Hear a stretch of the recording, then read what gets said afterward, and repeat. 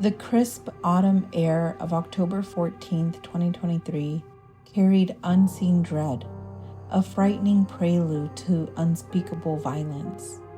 Within the quiet confines of a Plainfield Township dwelling, a brutal scene unfolded, shattering the peacefulness of an ordinary day. Wadea Al-Fayoume, a 6-year-old, his heritage a blend of Palestinian roots and American upbringing, became the victim of a savage assault. 26 times the blade descended, extinguishing the life of an innocent child.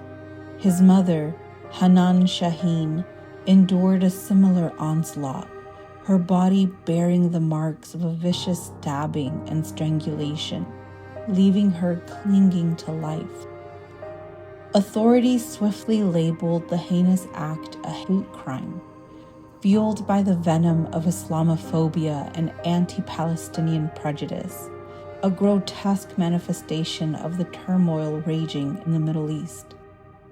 The 2023 Israel-Hamas conflict cast a long, dark shadow, its ripples reaching across continents, poisoning hearts with bigotry.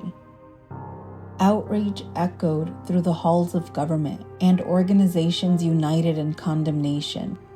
A wave of compassion surged, manifesting as a fundraising effort, its purpose to secure safe shelter for Shaheen, to cover the immense burdens of funeral and medical costs, and to establish a lasting memorial, a charity bearing Wadea's name.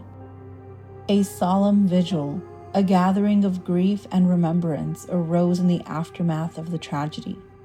The perpetrator, Joseph Czuba, a 71-year-old landlord, found himself in the grip of justice. Arrested and charged with 5 felonies, he now faced the prospect of a lifetime behind bars. The Will County Sheriff's Office pieced together the horrifying narrative. Around 11:30 a.m., Czuba confronted Shaheen at her doorsteps, his words laced with fury, centered on the strife in Jerusalem. "You Muslims must die," he screamed, his voice a venomous hiss. Shaheen's plea for peace, a desperate attempt to quell the rising tide of hatred, proved futile. The landlord's rage exploded.